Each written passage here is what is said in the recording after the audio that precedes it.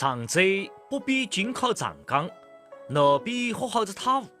自从春秋辰光建成，封夷陵邑，从此之后就沿用毗陵、金陵搿些套名字。2500年的文末累积，现在已经变成这中华大地上一口遥远的明珠，是一块人杰地灵的江南福地华夏龙城。春秋辰光，上周的人文始祖姬臧分封了夷陵，并借着他自家杰出的才能、诚意诚信的思想，以及代代相传的三娘往外、织子过继等等故事，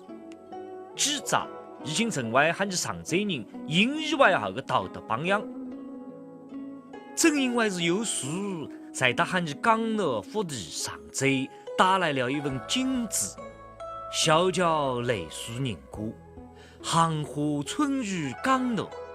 多少诗意啊！京杭大运河延绵数千年，从俺上周超尘而过，许许多多的名胜古迹也收录了云河的两岸，毗陵邑、毗岐巷、汾横草原、夷贼亭，都像透过讲述了700年的沧桑。漂亮的树河风光，江声灯影，多么让人心驰神往啊！上周天宁市始建于唐代，是俺们上周遗存规模最大、保存最完整的千年古刹。天宁市的点头、佛头、钟头、鼓头、宝顶头，被大家称为东南第一丛林。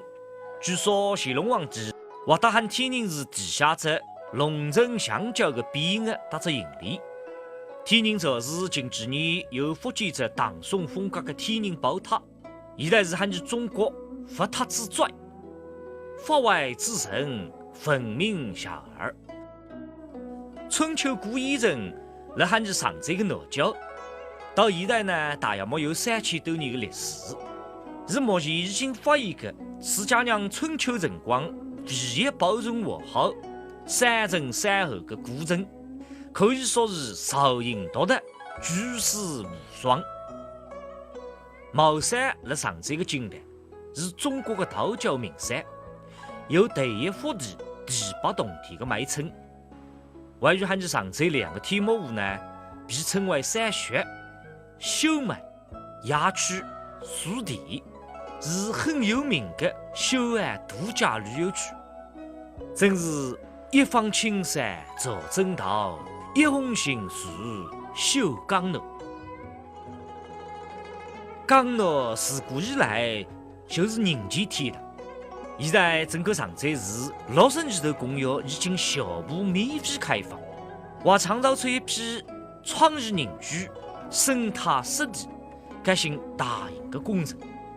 为着打造复读之城，俺们上周花着大力气发展公共交通事业，